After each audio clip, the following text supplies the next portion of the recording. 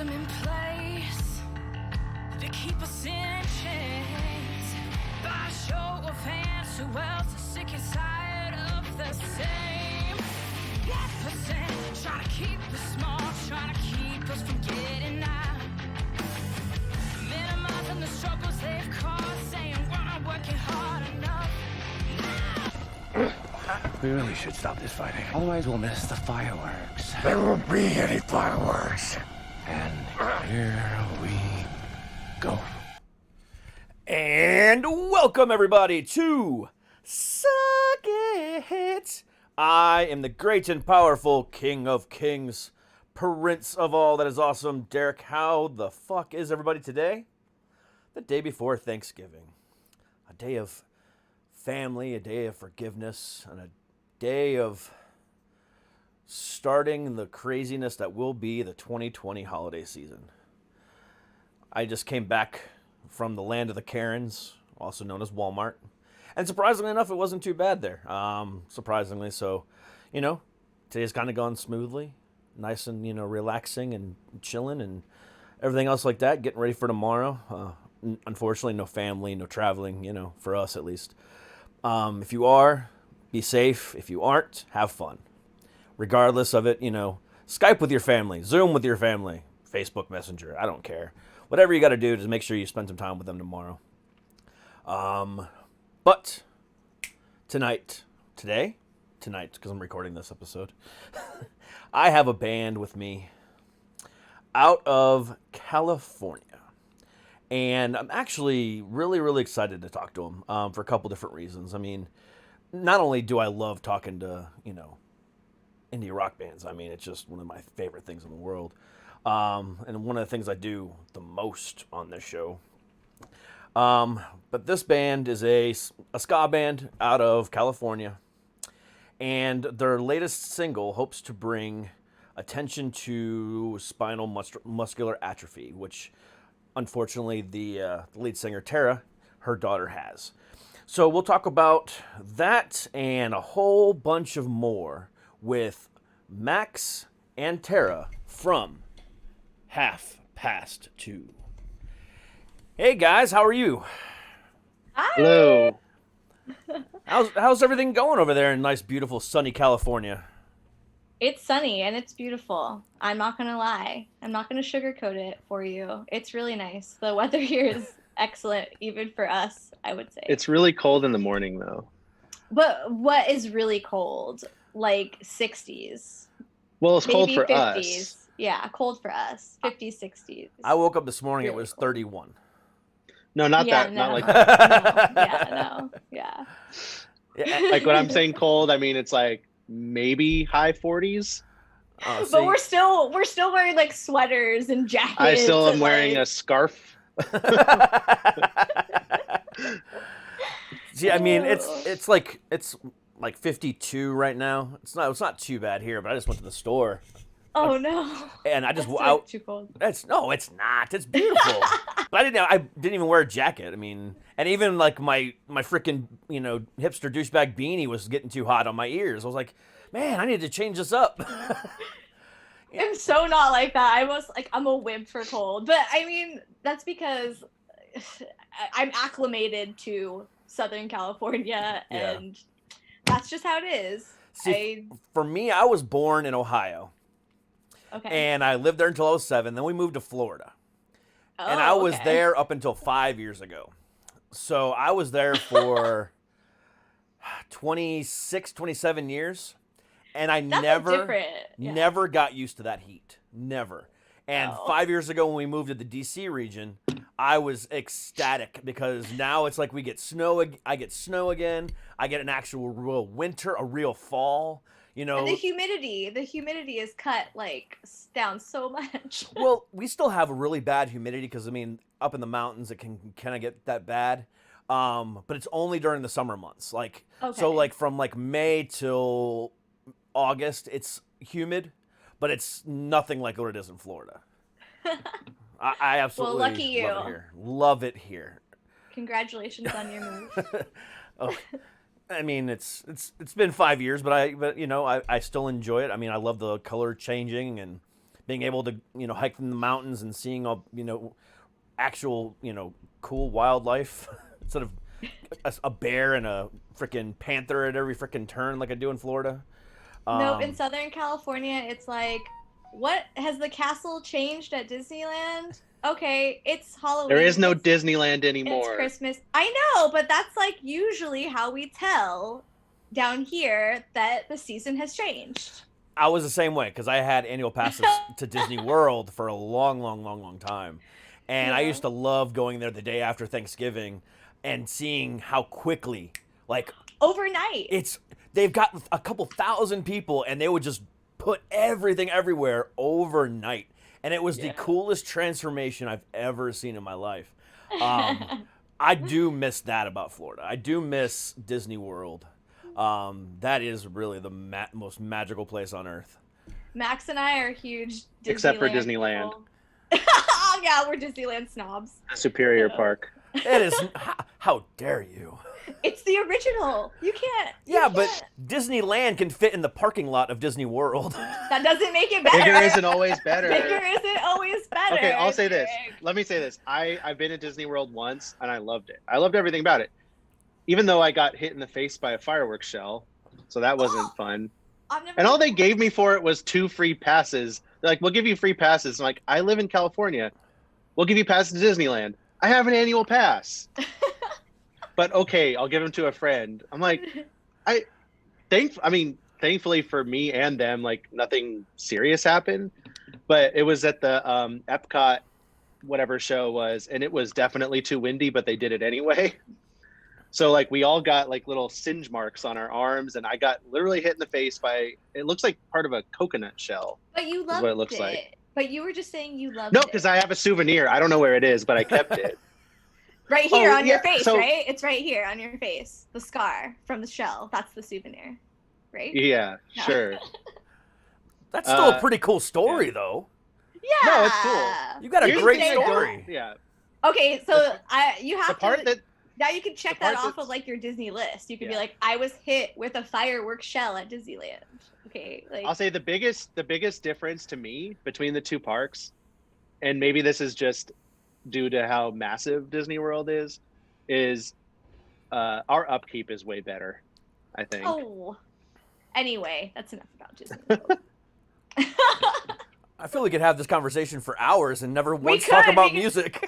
I know, because we're just like, it sounds like we're really big Disney fans, because I just know Max and I could go on for so long. Oh my God. All right, no more. Well, yeah, I'm a huge Disney file. I mean, I'll admit it. I mean, it's bad. So I could literally start a Disney podcast and just tell stories all day long, but Yeah, well, we are both former employees, so you were cast members? Oh, that's so awesome. Yes, that's Yeah, how much cast we members, love not it. employees. Sorry, I was just speaking for the general public that's listening. Maybe not everybody is such a big fan of Disney, and they would think I was just making up things. Well, I so think cool, even the though. people that hate Disney still love it. I don't know anybody. Well, I know people that would be like, I don't want to go to Disneyland, but at the same time, like, why They're not? liars. They're liars, yeah. Yeah. And at this point in 2020, like, you want to go to Disneyland. I don't care who you are. Anywhere other than where we're at right now, right? I mean, Yeah. being stuck inside, not being able to play shows, Yeah. I mean, it's been hard. bad. I mean, I'm a stand-up comic, and I've done 2 shows this year. I mean, and one of them was a pandemic show with socially distanced 10 people inside of a brewery, and we broadcasted it on YouTube, and it worked out pretty well, but it wasn't the same. Right, it's not the same. It's just not. It's not going to be the same for a long time. Yeah, so. no, it's not. I mean, there's some rays of hope looking into the yeah. future. I mean, 2-3 weeks ago, Aftershock Fest was announced for Sacramento, so that's a good one. I mean, 4-day festival. I mean, headline Metallica. I mean, that's a pretty good festival. So hopefully, that's a good sign of what's to come. But that's October of next year. What else is there? That's the thing. So we don't even know. Yeah, I know a lot of like people are like hopeful for it. I'm sure. I think what I meant was just that I think shows will come back maybe next year, but I think that a lot of rules are going to be put in place, and that's why it's not going to be like the same for a long time, because there'll be ways for us to like go out and see live music eventually, you know, like sooner than later, but you know that like venues are going to have all these new rules, and like, so I don't know, that's all I meant.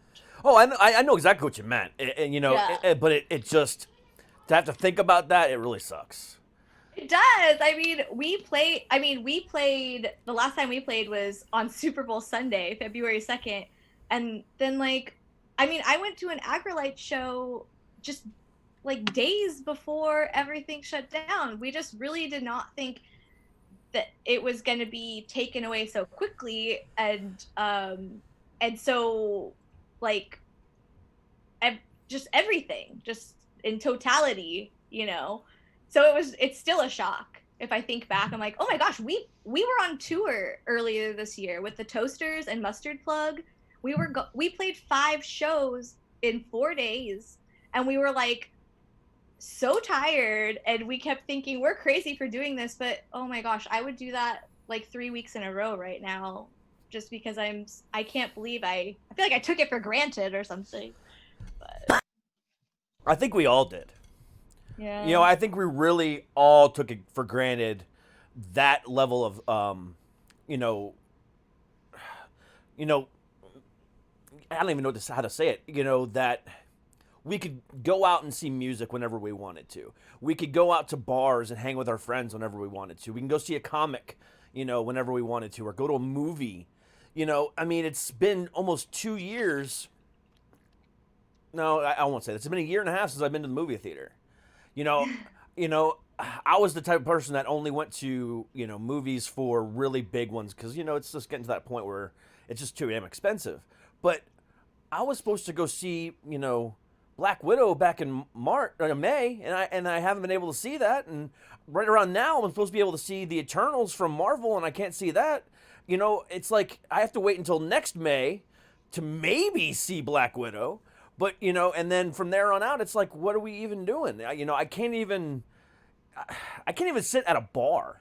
You know what I'm saying? I have to, you know, you're not allowed to drink at a bar. You have to like walk up, order, and then go sit at another table, and then 6 feet away from the next person next to you. It's sad.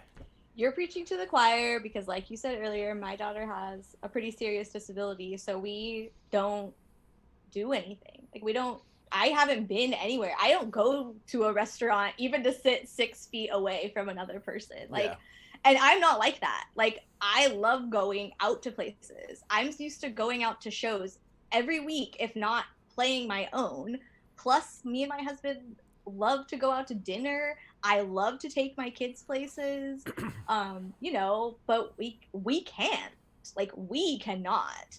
Like, we're not even like the regular person. Like you were saying, like, we took this for granted that we could go out at night, and I'm like, you are preaching to the choir, because like even the flu is like bad for us. We're like, you know, during flu season, my husband will be like, are you sure you want to go out? You know, because that's how it is for us. So I get it. I understand how everybody is feeling right now. Believe me, it's not fun, but this is how it is for a lot of people. A lot of disabled people, a lot of people with conditions or like illnesses. Like, this is how it is for us, like in a regular year, from like, you know, November to May. That's flu season, and this is what it's like. So yeah, it's tough. So I feel for everybody right now that I was like, I can't do this. Believe me, there have been years where I'm like, there's no way. Like, I don't think I can do this, but you're going to get through it. And as long as we're all healthy, then see you on the other side, you know. That's what I'm hoping. Oh, I 100% feel you on that. 100%. Yeah. So you mentioned it, and I mentioned it too. Talk a little bit about what exactly your daughter has, because up until I, you know, saw your guys' press release, and I've heard of you, and I've been listening to you guys for years. I didn't know this about you, but what exactly is this unfortunate thing that your daughter has? You know, she was born, it's a genetic condition. It's called Spinal Muscular Atrophy. We call it SMA for short, because it's a nice long title. It's like a degenerative neurological like muscle disease. So basically like your neurons in your body, like in her body, once they die, then they cannot regenerate because she's missing a gene. She was like born without it. So it's like I said, it's genetic. So my husband was a carrier and I am a carrier, and we had no family history. So I always encourage people like, hey, if you're listening and you're thinking about like having a baby or something, like just go do the genetic test. Like what might as well, then you'll know, and then you're sure, because we had no family history of it. So I just like people to be aware, because I didn't know about it before our diagnosis. The doctor just started noticing some things about my daughter. Like she was almost 2. She wasn't standing. She wasn't walking, a lot of stuff like that. Yeah, so that's kind of like what it is. It doesn't have a cure. There are really promising treatments that have come out just recently in the last few years. And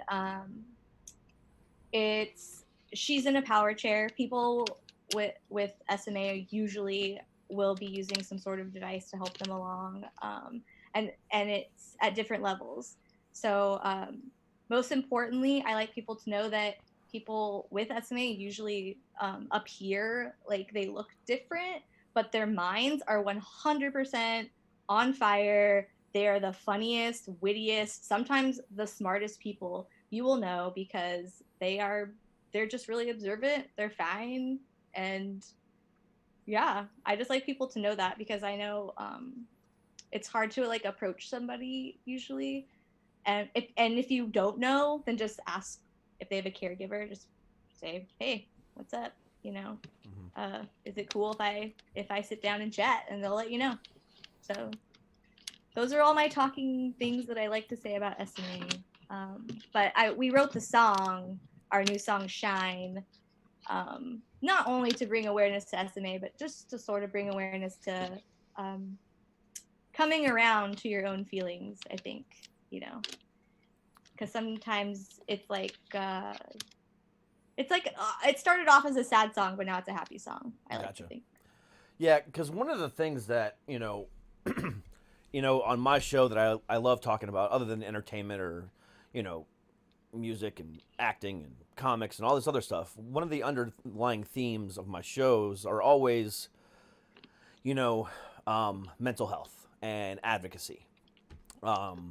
Because the name of the show, Suck It, actually it comes from, me being a bipolar person, being told my entire life to suck it up and just kind of, move on with, just, suck it up. Don't worry about it. Well, suck it. I mean, that's not how things work. I can't just suck it up. And so when I get a chance to really pull back the curtain and, have an opportunity to speak with, people like yourself or others that suffer with some type of, issue, or it's not an issue. Let me rephrase that. Because what I don't think we're suffering either. Exactly. Just so Okay. Yeah. I mean, let me rephrase that, because I'm not suffering either anymore. At least I used to. That have to deal with problematic things that arise. Right. There we go. That's a better way of putting it. Right. That sometimes, it's okay to talk about it. It's okay to, reach out for support. It's okay to, be down. It's okay to be happy. If you're dealing with something, it's okay to be up and down with it. I mean, it's not going to just have to feel it. Exactly. Feel it and just like acknowledge it, and yeah. But the biggest thing is letting people know that they're not alone in the world. And that's one of the things I love to press on the show is you're not alone. And, we all deal with something, Yeah, it's true. I mean, I'm dealing with a divorce and I'm bipolar. So let me tell you how fun this has been the last couple months. I know. You know what? I feel like everybody picked 2022 to like grow or like just challenge, like, and maybe not even they chose it, like, to be challenged by this year. Obviously this year's challenging us whether we like it or not, but yeah. I think that's a really another reason why we decided to put Shine out right now, like, because it originally was like an acoustic song, and we were like, eventually we'll make it a full band song. But then the opportunity came up to put it on Ska Against Racism, which is like an Asian man, Bad Time Records, Ska Punk Daily comp that came out a few months ago. Mm-hmm.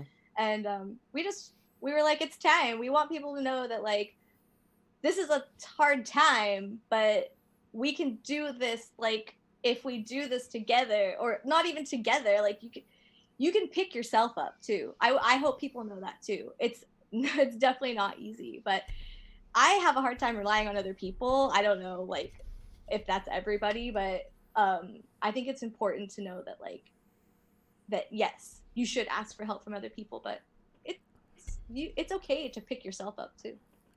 So, 100%. Yeah. 100. I am feeling everything you're saying right in my soul, and that just makes me so warm. First off, I just want to go ahead and say you're freaking awesome. You know, you really truly are. And Max, you're pretty cool. Oh, cool. Thanks. You've got a lot of cool toys and stuff. We're I'm good at being silent. We're gonna get there. We're coming. We're gonna circle back to that. Here. Yeah. See. It's coming because I'm about to nerd out with you, Max. Because I've been eyeballing those toys back there. Yeah. But anyway, yeah, I mean, this year has been tough for a lot of people. And it's only getting worse. In some cases it's getting better. But regardless, I think, you know, we need to know that we're going to be okay. Regardless, at the end of the day, we're going to be okay. We don't have any other choice. We have to be. That's what I was about to say. Like, we have to be, you guys. Exactly. Like, we don't have a choice. we don't have to be happy, but we should be okay. Exactly. And it's okay to, you know, to not be okay in the process, but, you know, think about that, you know, that there's a light at the end of that tunnel. It might seem like a speck right now, but it's there. I can tell you from personal experience, I can see it. I might be walking pretty slow, but it's there. I can see it. I have one eye on that tiny little light. Yes. I only have one good eye anyway, so it's always just one eye anyway. But it doesn't matter. Like you said, you saw it. You saw the light. Oh, yeah. And you went for it, and you crawled. So. Exactly. And you're still going. We're still all going. We're all going, yeah. So let's kind of dive more into the music for a second here. Sure. Because I am, you know, the hard rock guy. I'm the, you know, the little bit of everything guy. But rock is my thing. It's always has been and always will be. And over the years, I've lost a lot of contact with your world, your genre of the rock world. I haven't really been into that scene at all as far as ska goes. And I take no offense. I think that's pretty common. It is, but I think it's, you know, it's. I don't think it was anything I did on purpose. It was something that it just wasn't in front of my face the way it used to be. You know, back when I was a kid in the 90s, there was a little bit of everything. There was the Mighty Mighty Bosstones. There was this, there was that. But now the only band that I can think of off the top of my head other than you guys is the Supervillains. And they're from Florida, right? Yeah, they're from Cocoa Beach area, yeah. And that's pretty much it. It's just them. I mean, and you guys. Now I know for a fact there's a shit ton more. I know Real Big Fish still exist. I know, you know, all those, but as far as like what's in my face and what I know, those are things I, you know. And what's it like, you know, hearing that? I mean, and you even said it yourself, you don't take offense to it because you know it exists and it happens. How do you feel being part of that type of genre that can be, I don't want to say easily forgotten because I've never forgotten it, but it's not as profound, as prolific as it was back in the day? It's a blessing and a curse. Yeah. I would say there's a lot of positives to it.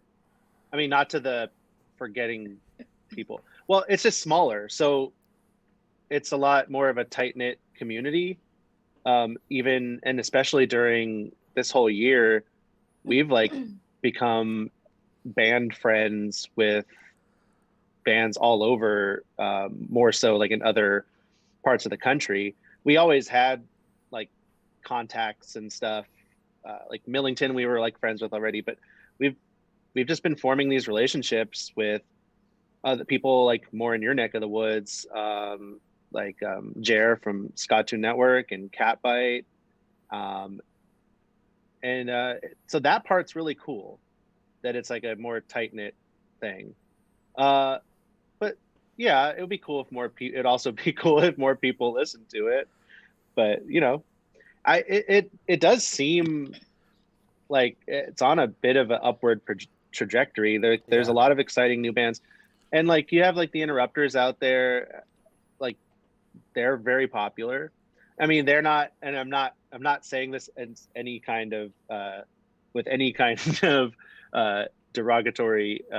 That's not the right word, but no judgment. But they're not out there being like ska, ska, ska, ska, ska. They're just playing ska. Correct. So it's not like it's trickling down really. But it's been it like does that feel for like, so long, though. Yeah. You know, nobody like says ska anymore. So I mean, they said it in the '90s, and then people don't know what it means. Yeah. But anyway, they're like, "What kind of music do you play?" I'm like, "Ska." I'm not embarrassed by it. I love it. Oh, I love being in a ska band.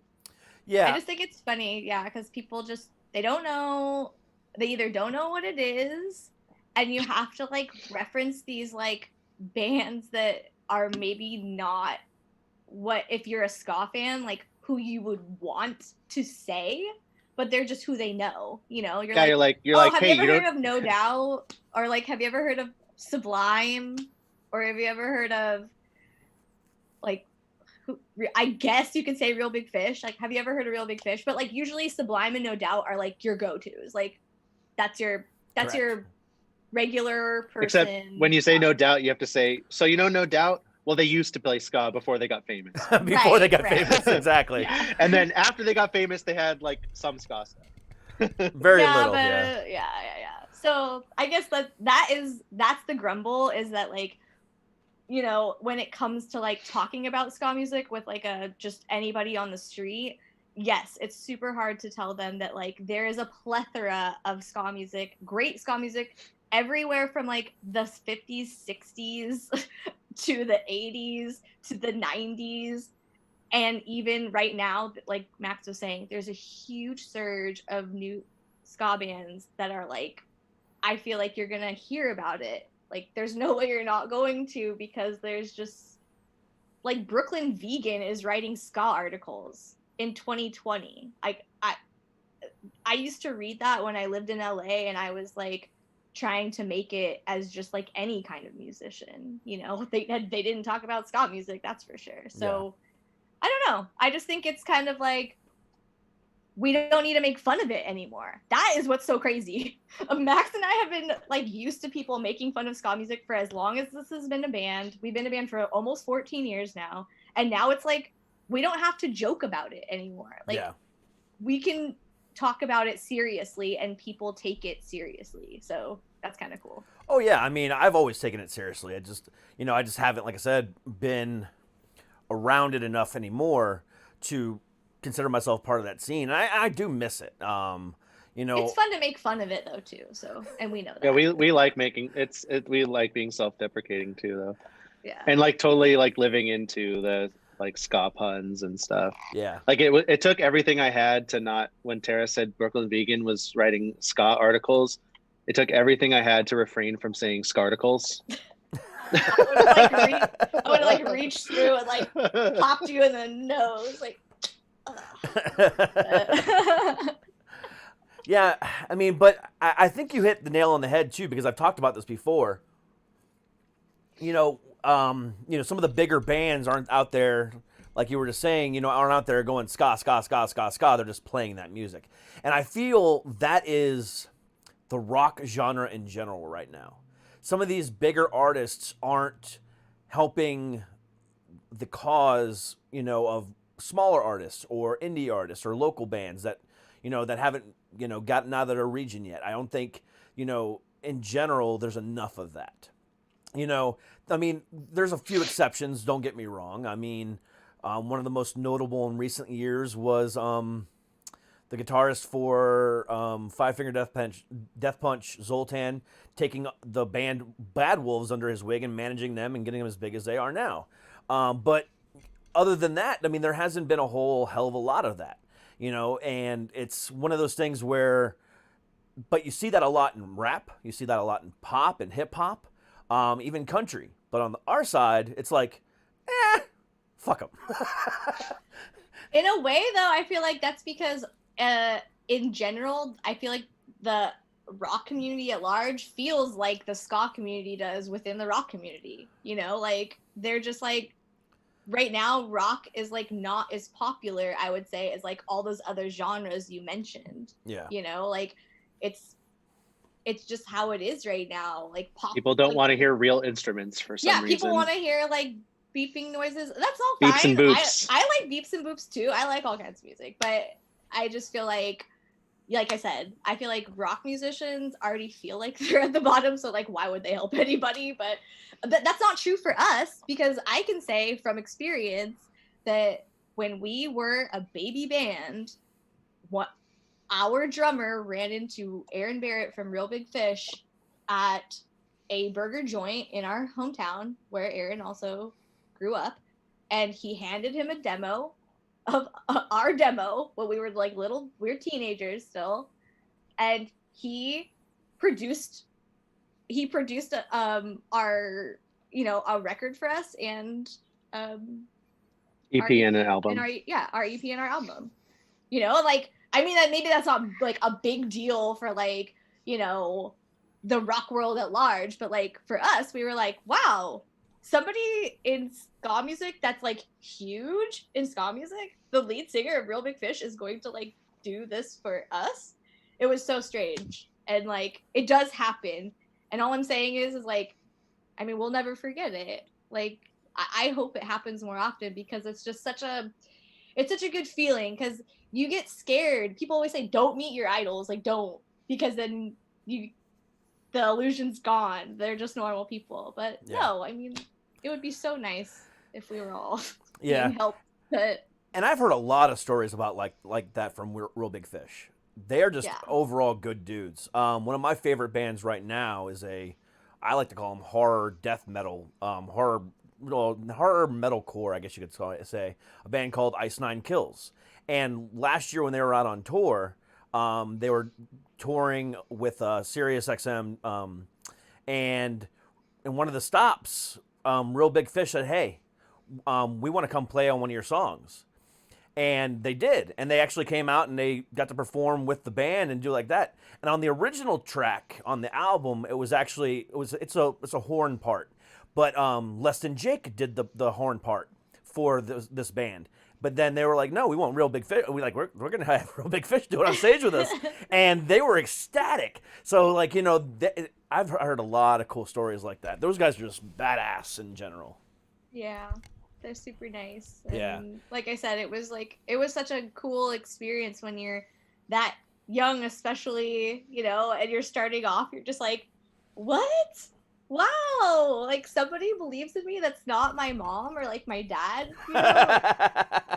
You know, this is really cool. So yeah, I would love to see more of that. But like Max said earlier, like even if it's not someone bigger than you, I think especially in our little scene in ska music right now, the thing that's really like making everything move along is that we are working together. Like no matter where you are in the world, all these new ska bands are doing collaborations together, you know, doing like setting up, promoting each other on promoting Instagram each other and having live stream shows where like you would never see these bands in combination together. So it's special. You know, they're making music, they're, you know, putting out records, and it's really neat. I haven't seen any other scenes like as active as, I mean, like on a small, like the smaller scenes, like on a smaller scale, like I haven't seen it as active as ska music is right now. It's so crazy. See, now it's making me more, you know, want to go and seek this out, because just go check it out. Like even if it's not like your style of music, you should just see like the boom, just so that you know, like it's strange. Like even for us who've been doing it for so long, the boom is it came out of nowhere. It literally came because of COVID, I feel like. Like, it was, I don't know, it was just like this little bubbling, like, maybe it could happen. It was like a dream at the beginning of 2020. We're like, Ska 2020. And then it did, like, it happened because everybody. It's really funny too, because like it's so like present that people are promoting new bands that like people think we're a new band. It's like, right, people think we're new, and we've been a band for 14 years. Like, yes, I mean, we love 7 it. releases and everything else in between too.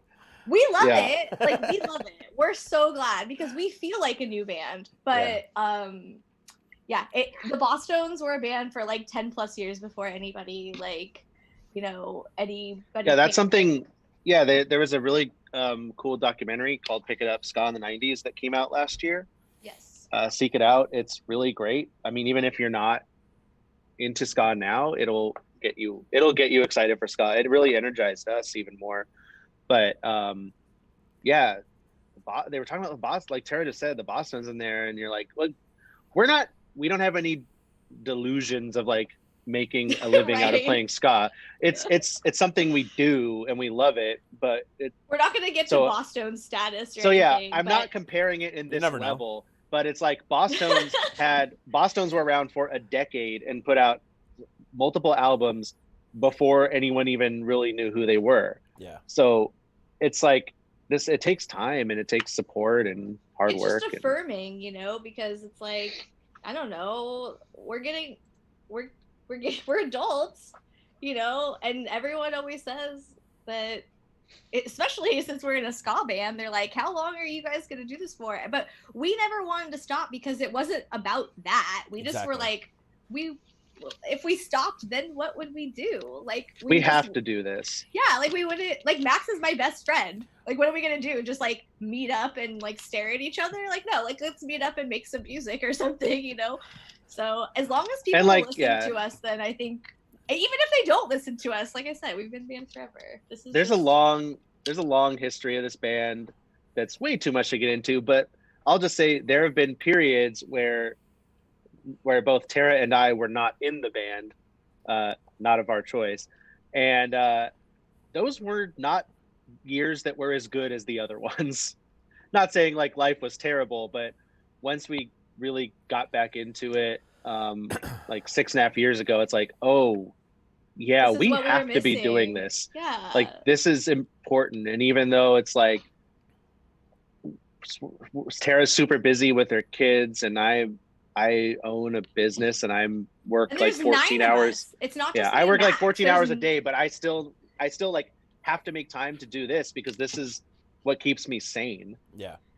So, yeah, there are 9 people in our band too, and like everybody's committed. So it's like it's not just us. It's like a beast with its own life, and we feel like at this point. And I always joke with the guys that like 2:30 is my lifeblood. Like, I need it to like just function, because if I did it, like Max said, I would go crazy. Like I have other things going on in my life. I have my kids and stuff, but like everybody has a hobby, you know. Yeah. Mine just happens to be this, you know. Yeah. So.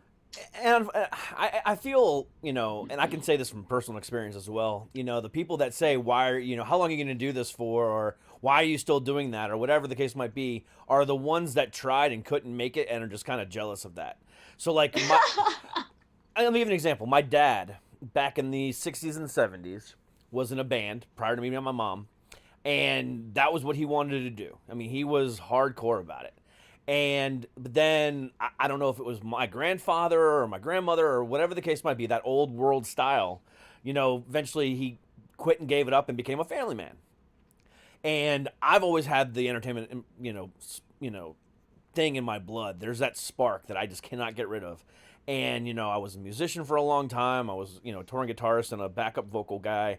I was a professional wrestler for a long time, and now I'm a, you know, Derek, yes. So many hats. Oh yeah, I mean, but I love the entertainment field.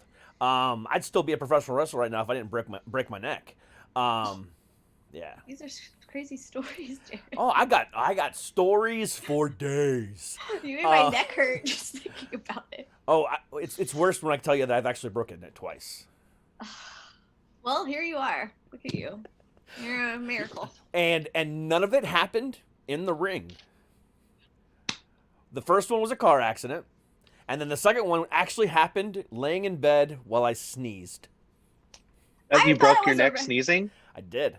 Because did you re-break your neck? Is that what it was? I re-broke it. What ended up happening was the mechanics that they put in my neck from the original accident back in 2013 ended up failing at some point, and I didn't know it, and it ended up fusing wrong, and there was not even the doctors pick it up on MRIs or anything like that, and eventually this one just powerful sneeze just did it in, and it completely messed up my neck again. And they actually. What does that feel like? Yeah, how did you know your neck was broken? Did you like sneeze and then you were just like stuck forward? You're like. I was actually paralyzed for a good 3 or 4 minutes. Whoa. Dude. Yeah. Oh my gosh. It felt like. Were you alone? No, my wife was laying right next to me. Okay. It felt like I was. It felt like I had been electrocuted. Like I could feel it all the way from my neck down to my toes and my fingertips. Like it was like this constant feeling of electricity just all over my body. And at that point in time, I was like, oh, that's weird. And I got up the next morning to go to work, back when I actually had a job. And it happened a couple times on the way there. But like I actually had to pull over my car because it was like there was just something wrong. And I ended up in the emergency room later that day, and yeah, I mean, it was, they ended up having to remove my C5 and my C6 vertebrae. So I'm actually missing 2 of my vertebrae in my neck. Oh my gosh, you're like more punk rock than like most people I've ever met. This is so crazy. I'm like, that is so crazy that you're like, oh man. Yeah. I don't even remember what we were talking about before because I'm just like thinking about them taking those out of your neck. I have 2 scars on my neck, one on each side from where they went in to go do the surgeries. So I look like potential, an attempted murder victim. So it's like, yeah. Oh my gosh. If anyone ever asks, I'm like, I'm from Florida, man. What do you expect? I mean, it happens. That's what I'm saying. You can make up some crazy stories, right? Like you're from Florida and you have all these scars. You can be like, you can tell people anything you. Is that what you're doing to me right now? Actually, no, I'm just kidding. If that was the case, I would come up with a much better story than I sneezed in bed. I know. I broke my hand really bad in 2011. Like really bad. Like I should not have fingers and stuff now. Like it looks like a mutant hand and stuff. And yeah, I went back to school and people would see it after it had been unwrapped, and I look like Wolverine because I had these things like sticking out of I had broken all the bones in my hand. Mm-hmm. And people would ask me like, what did you do? And it was a stupid story. And I was like, I need to come up with something way better. I need some street cred. That's what I need. Like, I am like the wimpiest person that you'll ever meet. So yeah, it sucked. I wish I had come up with some good stories or had some, like your story doesn't even need to be made up because yours is just so great. So.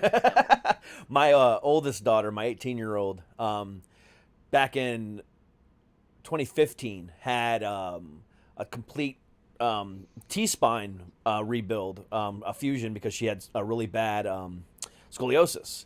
And so now she's got this long scar from the bottom of her neck all the way down to the middle of her back. And she's like, I got to come up with a good story to tell people. And I'm like, I have one.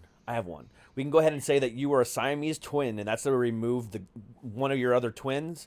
However, she was the good one and didn't make it. And she's like, I like that. or you fell from heaven, and that's where your wings fell off.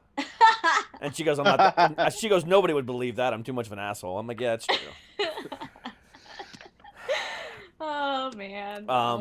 But yeah, I mean, scars are fun. Oh my God, scars are fun. I mean, I am made of scars. I could have an entire 3-hour-long episode just talking about all the different scars on my body. But yeah, I mean, it's Anyway, back to what I was saying about my dad. Before we got sidetracked there. Sorry. No, that's fine.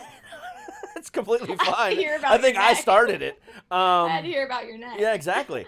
But anyway, so I've always had that in my blood to where I've, been a constant performer. I had to be performing. And now that I do this and stand-up comedy, my dad is always on me. When are you going to stop doing that and get yourself a real job again? Are you even making any money? There's no way 1 million people listen to you in a month, Derek. Dad, I just did a show. I can show you. No, it's Derek. Just get a real job. I'm like, Jesus Christ. I'm almost 40 years old, Dad. I think I know what I'm doing. I love you too, Dad. Thanks for the support, Dad.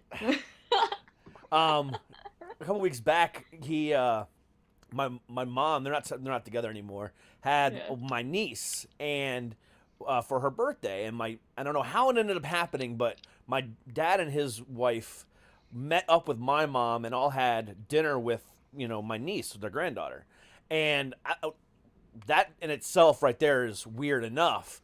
But my mom called me the next day and told me about this dinner, and I was like, oh, that must have been fun for you to have dinner with Dad. She goes, oh, it was blast. But what was even more funny was the fact that the entire hour that we were there, all he did was talk shit about you and how you need to get a real job. I'm like, so wait a minute. Wow. At Haley's birthday party, my niece, the entire time was spent me. She goes, oh yeah, that, and they were talking shit about Trump the entire time too. I'm like, so my mouth, my name came out of them in the same sentence as Trump. This is ridiculous. I'm like, I didn't know whether or not to be excited that that they had that much hatred for Trump that they were also putting me in there, or to be insulted. Well, that's just parents' way, and I'm sure it was just like his coping mechanism so that he like had something to talk to your mom about. Like, you know what I mean? I don't know why people do that. I remember when I was younger, I used to tell my grandparents all the time. They'd be like, what do you want to be when you grow up? And I was like, I want to be a rock star. I used to say that all the time. Like, I don't know why, but I did. I liked to sing when I was a kid. I was like, I want to be a rock star. They're like, no, you want to be a teacher. No, you want to be a teacher. I think about them every time I get on stage. I'm like, I'm sticking it to grandma and grandpa. Like, I'm a rock star.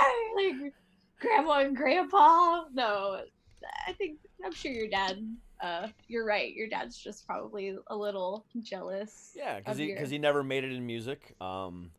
And barely anybody makes it in music, but basically he quit. That's what happened. He gave it up to be, to do something else. And that always like blows my mind. There's nothing wrong with it. It's just, it's so weird to me, just based on how I feel about it. Someone who's like in a band for a long time when they're younger, and then just stops and never plays again. It's like, I don't get it, Like, again, not judging them, just I don't understand how some people can't, though. That's possible. Some people can't. Like, I know a ton of people that like. I'm saying we can't, but there's people that do. I know. And I'm one of those people, to be honest with you. Back in 2000. Oh yeah, you were. But you're still performing though. You're still performing though. But I gave up. I'm talking about people that like. I'm talking about people that are like performers and then just like, well, I'm done with that. Now I'm just an adult. Correct. Yeah. It's so weird to me. Yeah. Like it's very foreign to me. Correct. And I agree with you on that aspect of things. But I did give up music just because, in the Orlando time, back in the early 2000s, the Orlando music scene was full of a bunch of bands that wanted to do nothing but get on the radio. So they wanted to sound like Seven Dust. They wanted to sound like Godsmack. They wanted to sound like, these bands. And it's like, guys, can we play something else? And nobody wanted to do it. So, I was joining bands as a lead singer. I was joining bands as a guitarist. And they just, well, we're going to go ahead and we're going to test you out with this Seven Dust song. Okay. I tried out for 2:30 with a No Doubt song. Well, and that's fine though. But that's all they wanted have to any do. Music. They didn't want to go in any other direction. But we have to get on the radio. We have to get on the radio. I'm like, okay. But then I tried to start my own band, and I had these people coming in and they're like, oh, this is too hard for the radio. How are we supposed to get any airtime? What does it matter? Can't we just play music? And it just got so overwhelming that I was like, you know what, I'm done. And when I was a kid, I always wanted to do two things. I always wanted to be a professional wrestler, and I always wanted to be a musician. So I was like, you know what, I'm gonna go chase this other dream, and I did it. For, so I got to say, at least I could say I did both. And I still play guitar. I still have my acoustic upstairs, and I play all the time. But it's like, I get to come on here every day, talk to thousands of people, and I get to tour with comedy, or I used to get to tour with comedy. So I get to still be able to perform. So but yeah, that music aspect of things, there was a lot. It took a lot out of me back in the day. And saying that, yeah. It does take a lot out of you, and I think that's why I was telling you, Max, like, it's okay to because it's okay to never pick up your guitar ever again. Like if you love it, but it's I'm not saying it's not okay. I know. It's just I know. But what I just want to put it out in the ether that I think it's okay too. That if you can't do it anymore, then don't. But for me, being a female in the music industry, the minute people found out I was pregnant, they thought I was done. They didn't even ask me. They didn't even ask me what I wanted to do. They were just like, that's the end. And I was like, the end of what? Well, you're not going to be in a band anymore. I was like, why not? Well, you're having a baby. Okay. Well, I mean, you're just going to stop then. But why? I just didn't understand why, because my husband supports me being in a band. He knows it's part of me. It's always been who I was. And I don't see why you can't do both if you can make it work, So like I said, there's two things. I totally understand why people give it up for say a family or a job. Obviously, you need money to live. We live in a capitalist society, and if that's how the cookie crumbles, I guess. But I also want people to know that if it's such a part of you that you're sad that you're not doing it, do it in some way. Yeah, do it in some way. You deserve to be happy, okay? Go into your cabinet and take out a pot and bang on it and make up some music. I don't know, but yeah, I mean, Adele did that a few years ago. I mean, no, more than a few years ago. I mean, she gave it all up to be a mom. And then at one point she was like, and then a year or two later, she's like, no, fuck this, I'm out. I'm gonna go out and do it again. And she was ready, willing, and able. She was like, I'm gonna be a mom. And then she was like, nope, can't do it. She came back. Well, it's not even just that. It's yeah. You have kids. You have to realize too that for the first couple of years, yes, you pour your entire self into this little person because you're trying to get them to a place where they can survive. And then eventually they want nothing to do with you. They hope you have a hobby. Okay. They're like, go do something so that you're not bugging me. That's how kids are. A lot of kids love their parents, but they don't want you hovering over them all the time. So that's another reason why I was like, I can't give this up, because eventually, my kids, they're going to have their own things. I think about my parents all the time. Where would they be without whatever it is my dad likes to fix up cars? That's his joy. That's totally cool. Go let him do it. It's not something I like to do. I don't do it with him. So that's all. I don't know. I hope that I just think about all the people out there right now, sitting at home going what am I doing? What do I do with today, with my entire life even, just do something that's gonna make you crack a smile on your face, even for 5 minutes. Pick up your guitar again. Especially this year, with so many people out of work, find that passion that you used to have. I mean, the only person that's holding up that brick wall is you. So, I mean, nobody's putting it there in front of you. If you're out of work this year, living off of unemployment or severance, can't find a job, that's a lot of people in America right now, unfortunately. However, if you have the opportunity and you have a passion and you have a drive that you've always wanted to pursue, this is the year to do it. I mean, it's not giving up anytime soon, so you might as well give something a try.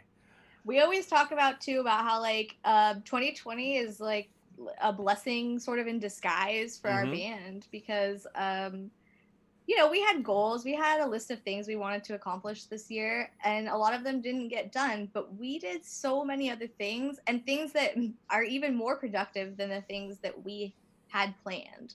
I feel you know, like making connections and making friends and, you know, collaborating. The music has changed. I think like it will show. Like we're recording an album right now, which we have not done for like, since we haven't released an album since 2009. So I mean, a full length album. Yeah, we've had EPs, but I mean like a full length, you know, like our last one is kind of like in between. It's weird. It's 7 songs. So but yeah, I'm saying like technically Spotify classifies it as an album. Just saying. Okay, but yeah, so I'm just saying like a lot of things changed for us. Our priorities changed, and it did for a lot of people. So in that aspect, I feel like 2020 has a lot of interesting things coming for like music, and not just ska music, just music in general. Music in general, yeah. Because we're meeting new people we'd never meet in like a normal year. So it's what you make it. Yeah. And I hate saying that because there's a lot of people that are just like you said, struggling. And I don't want to seem like overly positive, but I just want people to know that it's been hard, even for us. People are like, how are you guys doing all of this? Like, they think that we're trying to be overachievers. No, this is just us. This is how we've always been. We're just as tired, frustrated, you know, depleted as like the next person. The thing is like there are 9 of us and we are just here for each other. The scene is there for each other. We're gonna get some stuff done, hopefully. Yeah, and then another thing too that I think has been a great thing for bands like yourselves and, you know, all the other, you know, indie artists in America right now is the fact that if you drop a single on a Tuesday or if you drop an LP or an EP on a Friday, you're not competing with the big bands right now. You guys have leveled the playing field as far as that kind of stuff goes for this year. And next year, you know, when the big bands finally start releasing stuff again, you know, is their popularity going to be nearly as big as it used to be? Or are their fans going to be like, hey, you weren't there for us when we needed you the most, but this new band or this band that's been around for a while released a bunch of stuff last year, and I'm thankful for them. Where were you at? No, I mean, my favorite band in the entire world is Avenged Sevenfold, and they sent out an email a month ago saying, hey, we have a new album ready for you guys, but we're not releasing it until we can tour again. Thanks. I mean, I appreciate the update, but what? Like, I want it right now. Exactly. Like, you can't even give us a single? They're like, and they teased you. It did. They're like, well, and they said in the email, our music needs to be supported by a stage show because you need to be able to see it as well as feel it and hear it and blah, blah, blah, blah. I'm like, okay, then why even tell us that the album's even ready? You know, you know, Matt and Sinister, dude, what are you guys doing? Come on. You know, it's like, give us something. You're breaking my heart. And it's already been a hard year. Exactly. Did you know that one of their drummers used to be in a ska band? Of course. Brooks Reckerman. Okay, yeah. Cool. No. Justin. Oh, that's right. Yeah, Justin. That's right. Was in Suburban Legends. Yeah, that's right. Yep. Yep. But that's yeah, so weird. I mean, they are my favorite band of all time, and right now they're on my shit list. They're in timeout. They are, but as soon as they announce a tour, I'll be the first one on Ticketmaster buying a fucking ticket. You know, I think that's what we're hoping for. Like, comes out of this year for us is just like before this, we never leave. Like, we don't leave Orange County because we've just focused on like our little area, Southern California. You know, like barely LA, barely San Diego, but like that's where we stay. And now I just hope that there's enough interest to where people might want us to go other places. That's just like something on our personal bucket list we've always sort of wanted to do is like go on tour. We've been on a little tour, 2 little tours with Real Big Fish, and we've been on some little tours in California, but it would be so cool to go to other places. So we've only played in 3 different states: California, Nevada, and Arizona. So it's never been an ambition because we never really thought it would like be something we could do, but now we're like, well, it was an ambition back in the day, but before the dark times. Before we got all jaded. Yeah. Before the empire. Yeah. So well, if I you don't ever know, make it to the East Coast, I would love to see you guys. We're definitely going to come to the East Coast. Like I definitely. There, well, yeah, I don't think we There's can no really way. say anything, but there's an event that may happen, COVID pending, and if that event happens, then we will be there. What Yeah, state is that? Virginia. I believe. Oh, well, if that's the case, then I will be there because that's where I live. Well, yeah. So like, yeah, but we don't know. Like nobody knows. If it happens, I will. That's the worst, you know. Be there with like bells that's on. the unknown. Yeah, the unknown is the worst because we're like, it's hard to be excited for something because it's like you cannot get your hopes up for anything. Yeah. Yeah. That is the worst part. But I'm just assuming that we're not gonna play a show again until like the end of the summer at the earliest. I mean, it'd be great if it happens earlier, but I'm just trying to manage expectations. Yeah, I know. Oh, I can get that. Yeah, definitely. All right, we're gonna change for here for a second, and we're gonna nerd out a little bit for the last portion of this little interview. Okay. Max. It's Max time. Max, have you been watching Mandalorian? Of course you have. Yeah. He is like he's probably the biggest Star Wars fan I've ever met. He's got a room full of just one room of Star Wars like memorabilia, all walls. Like, see, Max, you and I are connected, in ways that are just making me happy. So the child, there's been some speculation online that with him eating the eggs. Spoilers alert! Spoiler alert! No. I can tell you right now, I do not buy into this at all, and it's complete bullshit. I do too, but I that he's turning to the dark side, and he's killing. And then last week he stole the cookies and without a care in the world. I think he's just acting like a damn child. He doesn't know any better. Yeah, and guess what? Millions of people eat unfertilized eggs every morning. Morning. Me too. I did it this morning. It was fantastic. But yeah, I think this year has been, it's better than last year already. I like how they're incorporating things. I'm still waiting to see what they do with Boba Fett. I mean, they gave us that little tease at the end of the first episode. There's so much I think it's going good on. that they're dragging it out though, because you don't want the show needs to be what the show is before you bring in Boba.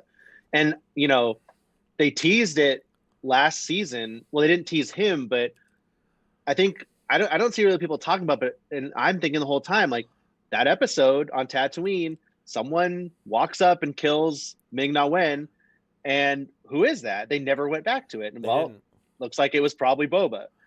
And I'm glad that they just teased it in the first episode, and then obviously it'll come back later. But let's do some other stuff now. Yeah. Yeah, it's I'm curious. I mean, it's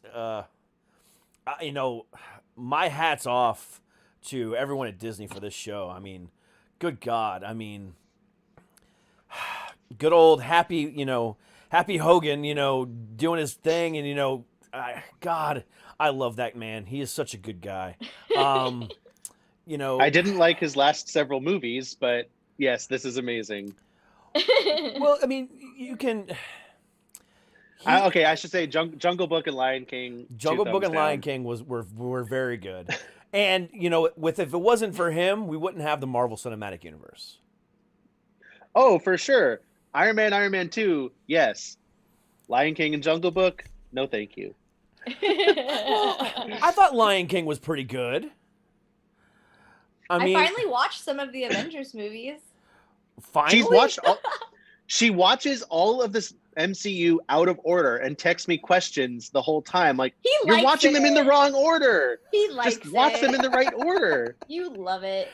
And by the way, for those of you listening that don't know who Happy Hogan is, Jon Favreau. That's who we're referring to. But no, I mean, Jon Favreau is in my opinion, more important to the the MCU and Marvel and now even Star Wars than Kevin Feige is. So I mean, it's like, what they're doing now, I think is is going to be interesting. What did you think about the final sequels? Oh, okay. I didn't know if we were going to go there because This could go very could go very bad right now, this conversation. Yeah, this is where you might diverge. Hey, I always allot for an hour and a half for every episode. We got time, so if you got time, let's do it. Okay. Well, there's really one question that matters. Okay. Well, sorry, I'll just make a statement and then you can react to it. The Last Jedi is the second best Star Wars movie behind Empire. 100% agree with you. Okay, cool. Then we're gonna have a great time. Wow. Okay. Okay. Yes. I this think is already different than normal. All right. So there was a lot of heat that they took for Last Jedi. But at every turn in that movie, it subverts your expectations. I don't understand why that is a bad thing for people. Yeah. You go to movies and oftentimes, even if they're amazing and you love them, they're still predictable and you know what's going to happen. Every step of Last Jedi, you think you know what's going to happen and it subverts your expectations. And that is one of the themes of the movie for the story. It's one of the themes of the movie for the characters. Every character, well, the younger characters, they all fail. Something happens that is not what they expected. And it's just a great movie. And if you want to try to say that Rian Johnson ruined Luke Skywalker, well, tell me what he was supposed to do with Luke from the end of Force Awakens. It wasn't Rian Johnson that set up the fact that Luke had disappeared. Like, he had to deal with the aftermath of that. He didn't make that choice. JJ and Kathleen Kennedy made that choice. And I'm not saying it's a bad choice. No, I have no problem with it. But you're mad at the wrong person. He had to pick up that story thread. Also, guess what? All these people had say in the story. They didn't just send Rian Johnson off and not pay attention to what Star Wars movie he was making and just deliver a final product. This is the story that Lucasfilm wanted to tell. It is, because the thing about it is, if you go back to Jedi, at the end there, Luke lost his father after a many-year battle of fighting with him, and finally starting to feel a real connection. And then it was just kind of over and done with. If you honestly expected for him to be in Part 7 as the leader of the new Jedi Rebellion, then you were sadly mistaken, in my opinion. It fit the bill that Leia was there because she was there from the get-go, always with the rebellion. Luke was off doing his own thing, having to find his way, because they didn't realize that they were brother and sister for a while. So even though Leia says she always knew and kissed him at one point in time, but we won't go there. It was a completely different path. She felt the need to stay with them and lead them. He felt betrayed, and he felt everything under the sun, and he needed to be by himself. And they showed that in Rise of Skywalker too. She says, you know what, I'm going to stop. I can't keep up Jedi training. I need to be over here. You go do this. Yeah. But yeah, Last Jedi is amazing. And then my thoughts on the trilogy, on the sequel trilogy overall, are Last Jedi is the best. And I think that, and I very much enjoy the other two, but I think overall they could have done a lot better job of making a cohesive trilogy.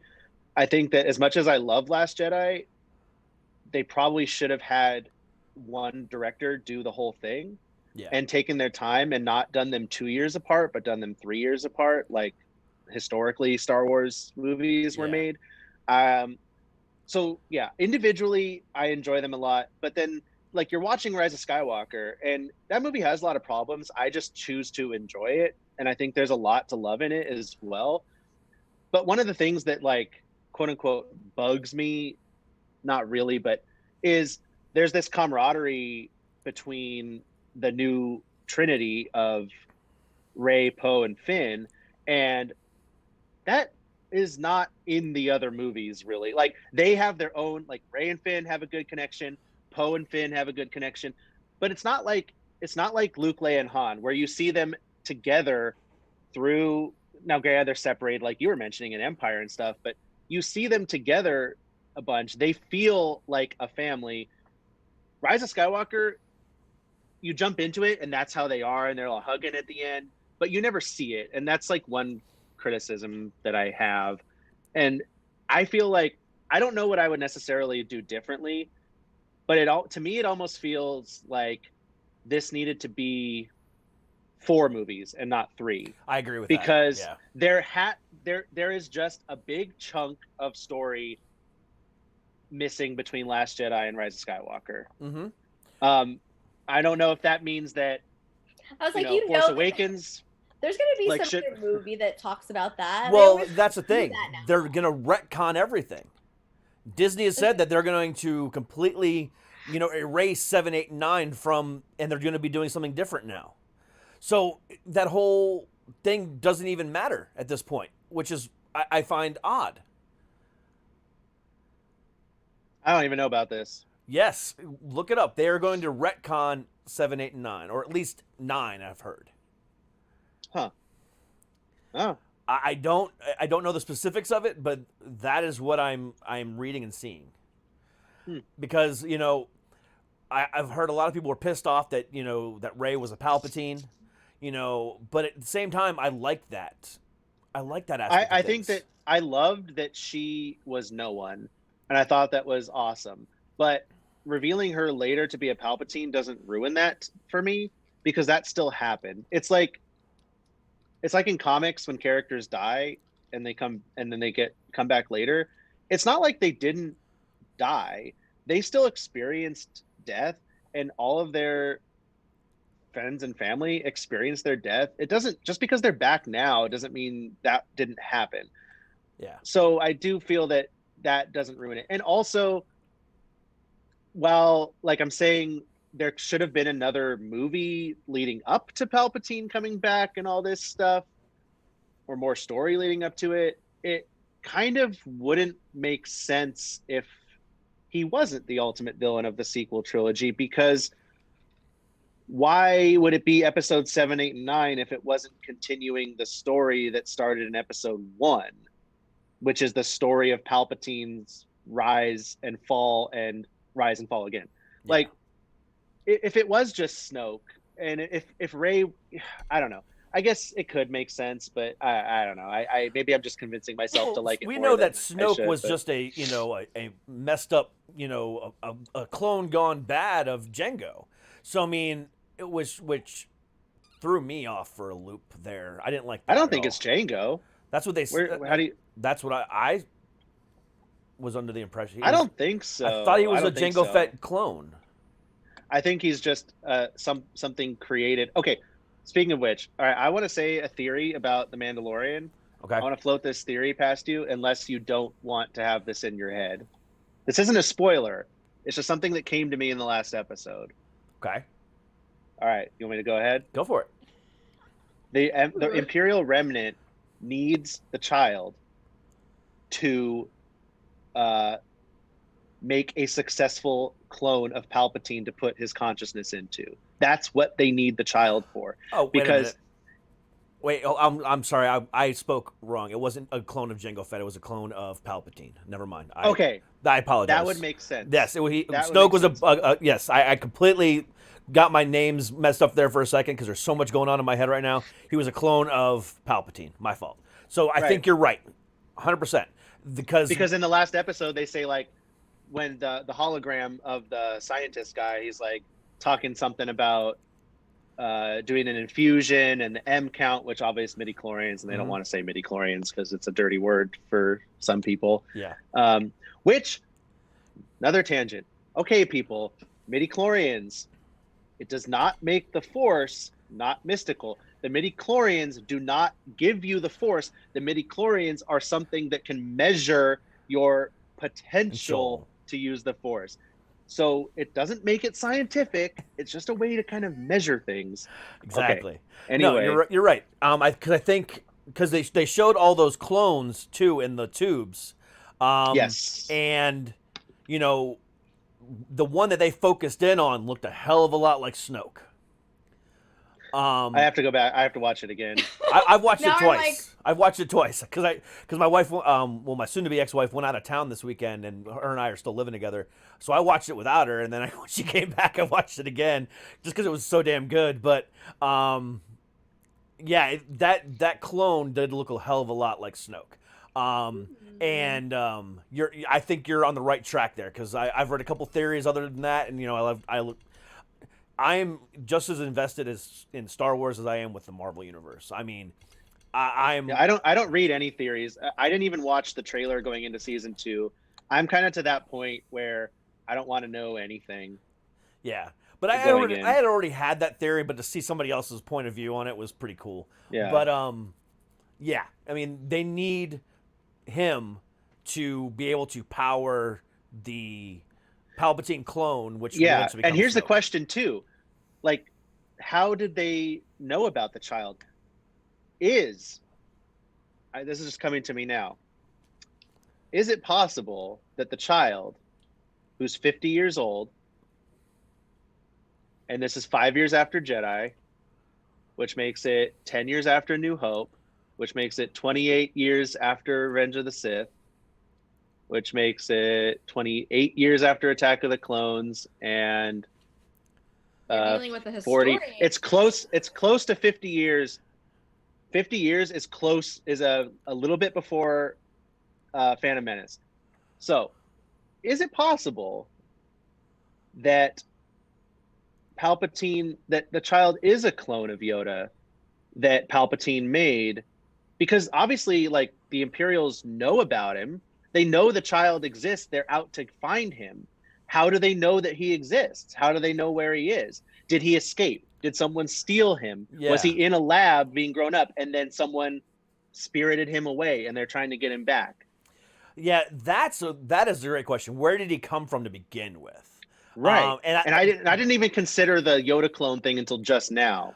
Yeah, I mean, that's possible. I mean, because Yoda and Palpatine were at one point friends. So I mean, he could just like pluck a hair. He could have.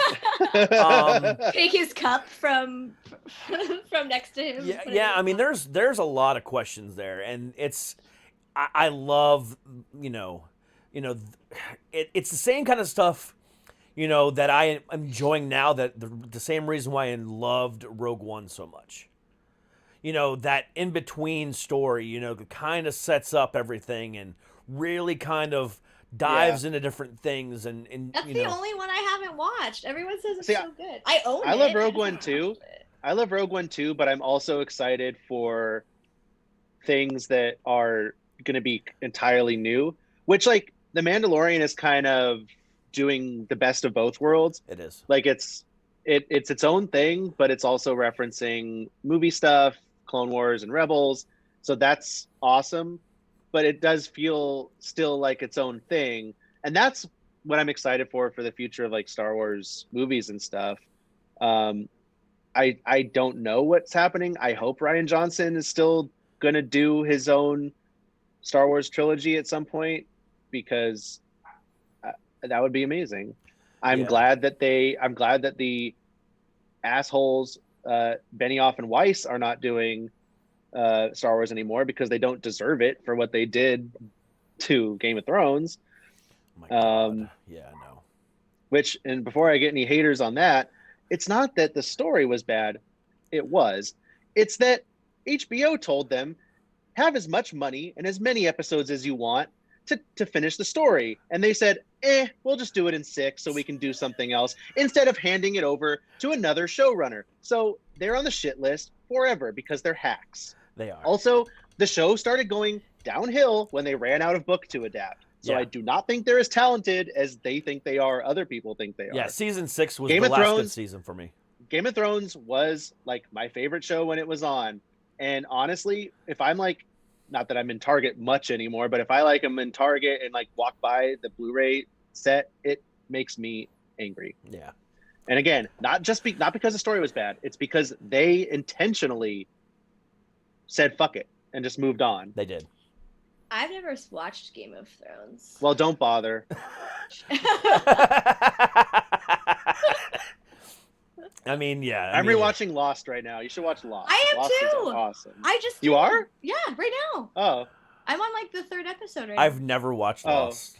I'm on season 4 rewatch. I I haven't watched it since the original run. I just started it last Friday. So. Wait, but this is your first time watching it? No, Greg and I watched it religious. We were poor, and that was the only reason we bought cable, was so that we could could record, so we could video record it on our DVR while we worked, because we worked together, and we were never home in time for it because we worked all the time. So we're like, we gotta get cable. We gotta make enough money to get cable so we can DVR Lost. You should watch Lost. It's on Hulu. Okay, but you guys, I have to say, after all these years, I was watching the first episode and I was like, this dialogue is going to fry my brain. It was so bad. I was like, what? Some of the effects, like when things explode, are like, oh my God, we didn't realize how bad this was. I had to remind myself when this came out, when Lost came out, and all the other like types of TV shows that were on regular like public television at the time. So I'm like, you're mixing in like the OC, things that you see on like the WB, the CW, and then there's like Lost. So they have to have. I know you're not going to say an unkind word about the OC right now.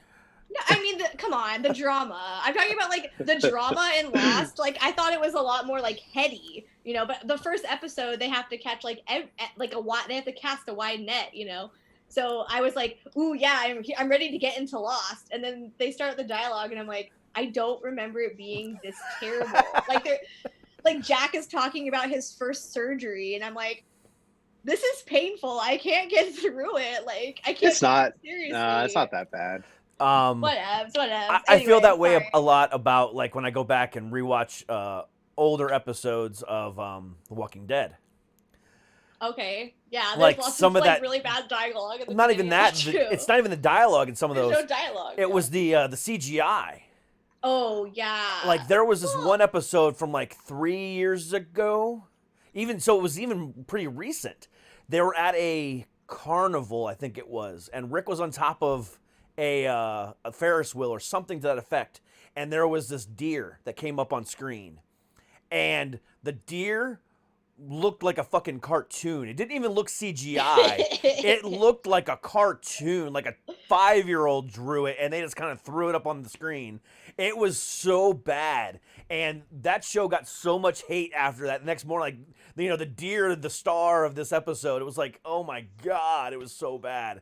But yeah, I mean, looking back at some of these things, we're spoiled now. Like we are. Things are so nice. Yeah, like Max, like what you said. Some of the scenes from like that first episode of Lost when we were watching it, I was cracking up. Like the part where he has to have the girl like he has Kate sew up his stitch, like his wound on his back. I'm like, what the heck? This is like not believable. 100%. You're looking at it and you're like, the blood, no. Like the cut, no. Like, but you know what? We ate it up. We loved it because at the time, I'm sure it was like, wow. I mean, maybe not the deer. It sounds like the deer was like a pretty obvious call out, but the deer was bad.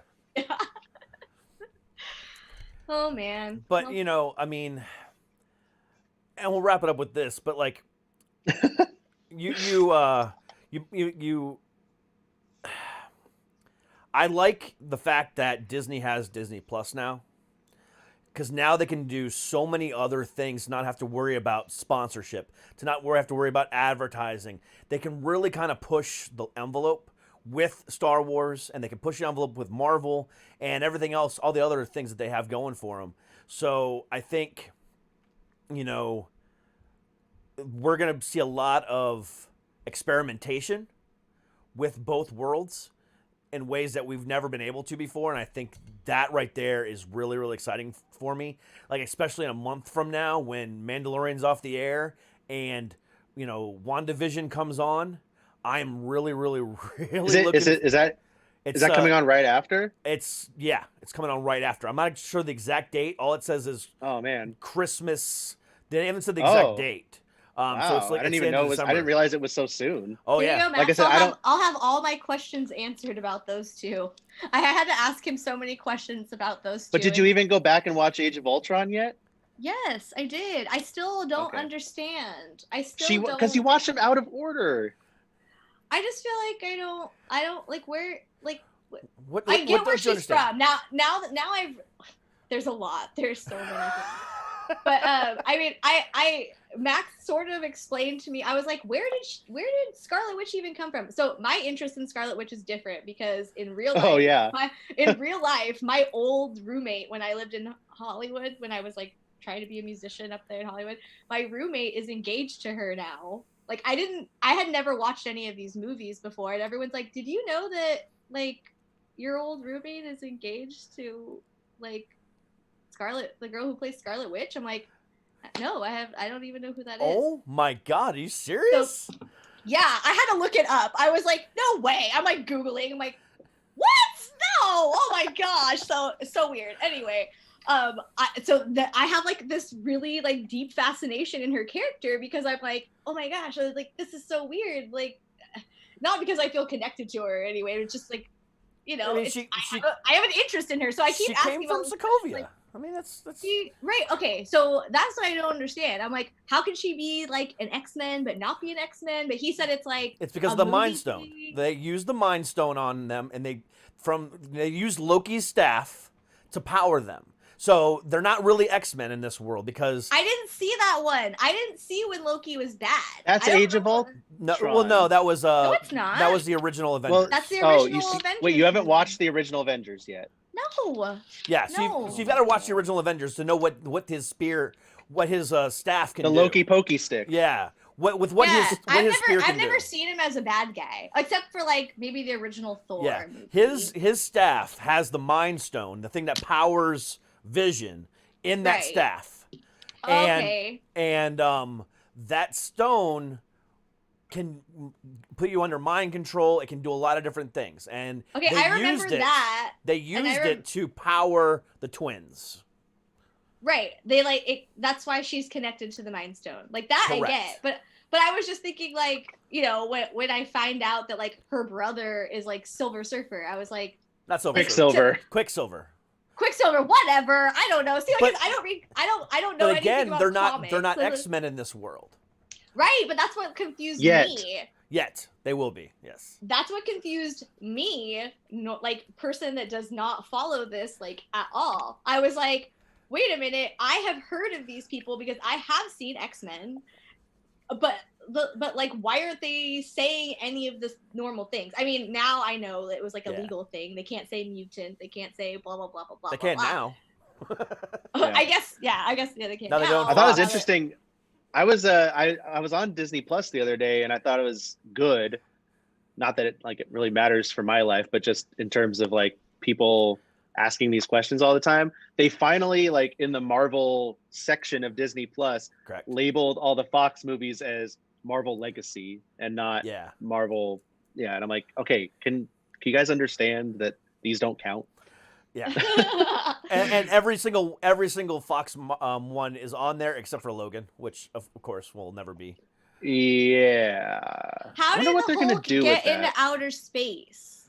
You still haven't told me that. I told you that. He flew up there in the Quinjet. Yeah. No, because the jet crashed into the ocean. No, it didn't. That was at the end of that was Captain America who crashed. No, she's talking about at the very end of Age of Ultron. Hulk is in that jet and he takes off into the sky, and freaking Scarlett Johansson is all but he didn't crash. Gone. Yes. No, they say that. I think they found the black box, not the whole thing. Yeah, they're because the transponder. That's what it. He dumps the transponder. They say not the jet. They say that it was in the ocean, and then the transponder was in the ocean, not the jet. No, because the transponder, not the jet. Because the jet, the Quinjet, was actually on the Sakaar. Yes, thank you, Sakaar, where Thor found Hulk and Ragnarok. I didn't see that one. So you need to see Ragnarok because the Quinjet's there, and he even says, "How did you get here?" And he pointed to the Quinjet. And that's where it was. So he didn't crash. I was really confused by the end of that movie then, because I thought she said that it had crashed into the ocean, and that's why I was like, well, how did he get up into outer space? He didn't crash. He took the transponder out so they couldn't track him. He didn't want to be able to be tracked. How was Hulk of sound mind at that point? I thought he was like still Hulk. Like he was still. He wasn't. He was still Hulk. He got sucked into a wormhole. Yeah.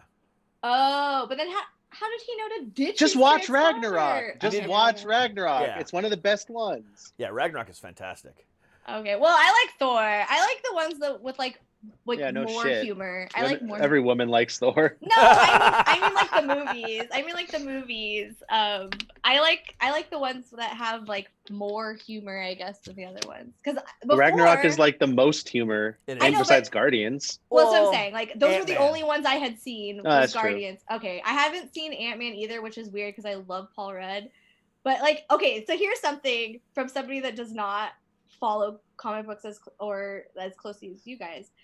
I thought it was like really strange but hilarious that in the end Paul Rudd was like the piece of the puzzle. Like I was so happy that it was like not that it was Ant-Man, but that it was Paul Rudd that was like, I've been stuck in this place and we can like travel in time. You guys, I was like, yes. Like I don't even need to. Maybe that's why I haven't seen the rest of the movies. I'm like, it doesn't matter. Like Paul Rudd solved all the problems, so like that's it for me. Like I could just say I could make like a shirt or something that says like Paul Rudd, Ultimate Avenger, like because he cracked the code. Scott Lang, not Paul Rudd. Yes. No, it was Paul Rudd. It was just Paul Rudd. It was not that when you look at him when he's acting, doesn't matter what the name is. Every time I see Paul Rudd on screen, all I can do is think of his bit part in Friends where he called himself Crap Bag. Yeah. I just love him. He's like, great. I don't know. He makes me laugh. So I just thought that was really hilarious because I was just watching it thinking like, wait a minute. Like, did that come? That's the solution? It's just what he said, Ant-Man said? Wow, out of everybody, I just did not see that coming. So I enjoyed that. Last question, Max. Are you a fan of DC at all? Yeah. You are? Did you of hear? Course. You should tell him what you do for a living, Max. That would help. I mean, I own an online graphic novel store. Okay. Did you hear the rumor? Comics. Did you hear the rumor that DC Comics is actually shutting down next June? Yeah, it's not true. You don't think so? No. Don't listen to anything Ethan Van Sciver says ever. I think it. I mean, I don't trust AT&T. Put it that way. That's why I say I think there's some merit to it. I don't think so. Yeah. Just based on the source. I get that. I completely understand that. You know, I like I said, I just don't trust AT&T. That's why. I mean, I don't either. Yeah. They're doing a terrible job. It's made my job very, very difficult. What DC has done this year, but I think they're going to stop. They're going to close DC Comics. Okay. Here's the thing. Maybe I don't think it's going to be in June. I don't think anyone's set a specific date, but I do actually think that within 5 years, it is a very, very, very strong possibility that they will close DC Comics and license out the characters to another publisher to create the comics. Because I don't know if they're interested. They're still interested in very cheap R&D and exploiting the back catalog, but they don't necessarily need to run a whole company in-house that does it, is how I think that they might see it. So will DC Comics close in June? I don't think so. And if they do, I don't think that means DC Comics won't be published anymore. I just think they'll be published by a different comics publisher. Yeah, and they wouldn't even need to change the continuity or anything. It's just they might not want to have the corporate structure and pay those people when they can just have someone else do it. Can't somebody else do it? It's like Homer. Yeah, I don't think Trash King. Yeah, I don't know. I don't know. It's interesting. That's a good reference. Yeah, I don't know what they're going to do there, but I do think that if they did that, it would be the licensing thing. I don't think Disney will ever do that, because Marvel comics. Well, DC already tried almost licensed all the universe out to Marvel in the 70s. 70s, yeah. Late 70s, I think. Yeah. Yeah. I mean, it's not like it's unprecedented. It's not like it's unheard of. I'm not saying that they would do it to it definitely wouldn't be licensed to Marvel now because Disney. Yeah. But I mean, like IDW is the obvious choice if that's going to happen. Either that or Kirkman stepping in. Yeah, he's not doing anything right now. I don't think so. Yeah, he has firepower. Oh, that's right. That's right. Yeah. He's doing firepower. And an Invincible movie and an Invincible cartoon. Yep. And he still has his hand in AMC stuff too. He'll do more stuff. Yeah. Plus, he's not interested in that. He thinks that Marvel and DC should only be aimed at all ages. That's his whole thing. That's true. Yeah. So that's all he would be interested in if he even wanted to, but he wouldn't. He is living the ultimate dream of someone who wants to not work at Marvel and DC, who wants to just create their own things. There's no reason. He has no incentive to do that. However, he pissed me off last year, the way he killed Rick. Well, we won't go there. In the comics? In the comics. No, the show he's not dead. But when he just abruptly killed him. My God. I fell asleep in season 2 of the show and never woke up. So. See, the show got better and it's fantastic again. So boring. The Whisperer storyline the last 2 years have been fantastic. I mean, it's just. I'll take your word for it. Oh yeah, it's been great. and Fear the Walking Dead has gotten even better, to where I think it's better than the original at this point. I love how the comic ended. I think it was great. It was way too abrupt for me. I just remember picking it up and going, and I heard rumors on it online from the week before, and then I went and bought it. I was like, what? This is it? This is how it ends? Yeah, so, well, I'll say this. I am total 180 from you. I think it's awesome that he just did it and no one knew. But then I'm mad at myself because I accidentally, spoiled it for myself. So I was still working at an actual comic shop at the time. And so we get the books on Mondays. I took Walking Dead home. And it, it's an extra thick issue. Yeah. And I'm like, why is this issue so thick? So I just start flipping through and I go to the back and I see the letter and I'm like, no, what did I just do? And then you never did that ever again. Yeah. I mean, and then I love the comic. I almost, though, I knew, well, obviously, how could you not know? I almost, in number 100, I think that's the issue, right?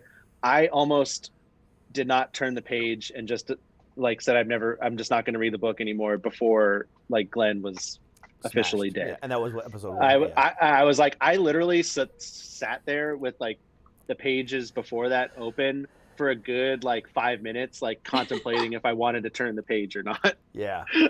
That's a sign. It's a good sign of that's how I felt graphic novel. Watching him die on the show. Because, at first they killed, damn it. Abraham. They killed Abraham first. Oh. And then I thought, okay, maybe Glenn's in the clear. Maybe we're okay. And then he turned his page, and he turned, and I had to pause it for a second. I was like, oh shit, this is going to happen. And then they fucking mimicked the comic book to a T. The eye popping out, the whole thing, everything. I mean, it was worse than the comic book because it was on fucking TV. And the graphics art department, the special effects department, is better than the CGI department on Walking Dead. But it still haunts me to this day. I've watched that episode once and only once, and I'll never watch it again. I can't. It's so. Whew. It tears at your heartstrings. Ugh. Damn. Well, now that we've done officially, alienated half of my audience. I know we've taken up so much of your time. You're like, I usually allow an hour and a half, but we only went over by an hour. I mean, by 18 minutes, no big deal. But what's really every funny? Every podcast we go on, we always are we go way over. Oh no! What I find is funny is I usually put my videos up on YouTube as well, and I don't get very many YouTube views because they're long videos and nobody wants to watch a long video on YouTube. Right. but I get 45, 50,000 downloads on average per episode. But like I'll be on a live episode and I'll be watching the screen on OBS, say how many viewers I have, and I'll start talking comics and it just slowly starts to dwindle down. And it's like no, like Derek, we're here for mental health and music and everything else. Don't talk about comics. And I just see it dwindle. It's like I'm already not getting enough views on YouTube as it is, guys. Can you at least just stick around to the end of the show? But you know what? What's more like mental health than comic books? It really is. It's like where do you escape to? Like my daughter already loves like X-Men because she thinks like Professor X. By the way, this is so weird. We were watching the one, you guys, I don't know titles of movies because I'm not a good movie watcher, but we were watching the one where Xavier's like young and that could be any one. Yeah, Days of Future Past or I think it's First that Class one. or Days of First Class. I think it's First Class. But there's a part in it where he like nothing is said, but he's like walking down the hallway. I think he's with Magneto, and he starts driving backward in his power chair. My daughter could watch that scene and like be excited and laugh like over and over. She'll just like make me rewind it because she does that, and I was like, that's so funny that actor did that. I wonder if like he knows that like that is just like so charming that he did that, because I don't know if it was part of the scene. Like he didn't have to like drive backwards and talk to him in that scene. So yeah, I don't know. I think it's such a cool escape. Like it's just like a fantasy, not even like a fantasy, just like I don't know. Anything can be possible. Do you want to hear a funny little quip that I don't know if you know, Max, but I'll tell you this, Tara, and then you can kind of go back and laugh at it. Okay. In the first Deadpool movie, in the second Deadpool movie, after he dies, and have you seen the second Deadpool movie yet? I've only seen the first one, but right, it's okay. You're not ruining anything for me. So he doesn't die, obviously, but because they're making a third one. But there's a scene where he ends up at the Professor X's school, and he wakes up and he somehow gets Professor X's chair, and he's riding along, and he's wearing the helmet for right. Yes. Cerebro. Thank you. And I was like, he accidentally breaks it. But the thing about it is, that was the actual prop from all the movies, and he broke it, not realizing that it was the actual prop. And you can actually see his face kind of go, oh shit, and he broke it. And after the fact, they told him, and he was like, oh no. Because he thought it was a special made one just for the movie. But in reality, it was the actual Cerebro helmet that he broke.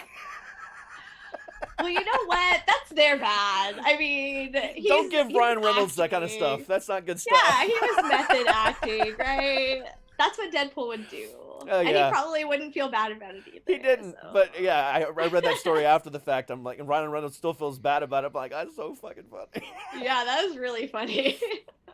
I could just like imagine like everybody like in the room, like everybody filming, just like, no. The prop master. My sister's a prop master, for like game shows and stuff. So I could just imagine her being like, like heart fall on the floor, just like breaking, And the funny part about it was during this scene, he was making another, joke about how, he's the only one that he sees, and that Fox doesn't want to give him any more money to have more, mutants on screen and blah, blah, blah, blah, blah. And then he goes and breaks that freaking helmet. They're like, you're never coming back. Forget it. Great. You guys are awesome. I love these types of conversations where they're all over the place. Because, again, it lets people know. It lets your fans know. It lets my fans know, that, everyone's real people. They're not just people with guitar that play music for fun. They're real people that enjoy their life. They have other, things to talk about, and they just, they're real. And that's what I love about doing this show the way I do it. It's about being real, and it's not just about, here's a PR script, here's your media kit. Don't veer away from the media kit. No, I don't do that on the show. If anyone ever told me not to veer away from the media kid, I would not have him on the show, regardless of how big. I don't care if it was Brad Pitt. I wouldn't do it. Seriously. Ooh, have me back if you have Brad Pitt. No, no, I mean, and that's the honest to God truth. I don't care how big the actor is. If their PR person or the manager gets with me beforehand and says stick to the PR kit, I'm not going to do it. It's either we break away from that, we have fun, or they're not going to be on my show. I don't care if it's going to be the episode that takes me to the level of freaking Joe Rogan. I'm not going to do it. And well, it was fun. I like this. I like your format. I appreciate that. Like that. you said, it's like I feel like I've known you for years. Okay. But yeah, I think everything you have to talk about is super important too. So yeah, but yeah, I mean, it's a way again for people to just come and decompress and let others know that, hey, you know, there's real people in the world that suffer from the same stuff that I suffer from, or, you know, deal with the same things that I deal with, or whatever the case, however you want to word it, you know, and we can still come on here every day and be real. I mean, the same day my wife told me that she wanted a divorce, I had to do a show, you know, and I had to come on here and make jokes and crack things, and, you know, it was like, okay, I can do this. And I was fine because I got to do my thing. I got to be who I am. And it was a great experience. And, you know, let me rephrase that. It wasn't exactly the best experience. But I made it through just fine. And, you know, I ended up actually doing 3 different shows that day. 2 live shows and 1 recorded show, because I do 2 live shows on Mondays. But, having to deal with that in my head, was able, you know, and come on here and, you know, get a break from reality for a moment, was a definite welcome thing. And I hope that I get to be that break from reality for most people on a daily basis. So thank you very much for coming on today, guys, and being that break from reality from people.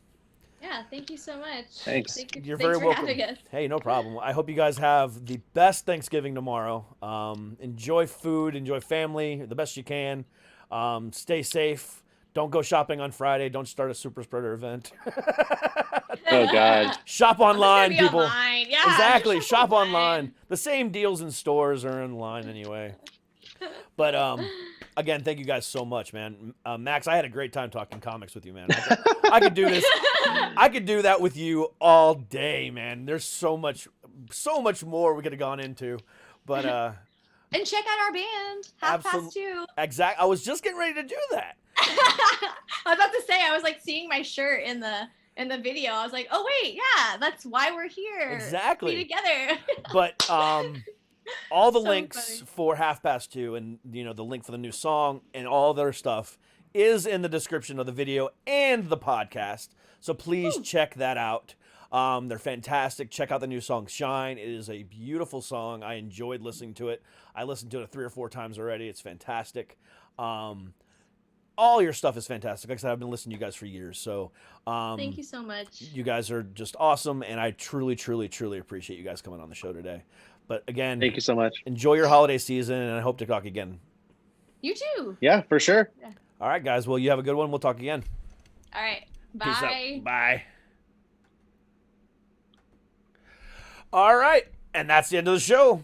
Guys, thank you very much for being here on this Wednesday, and enjoy your rest of your week. Enjoy your holiday. I will be back. No. We'll be back Friday at noon to do another special edition of Suck It with Kat, a post-Thanksgiving edition.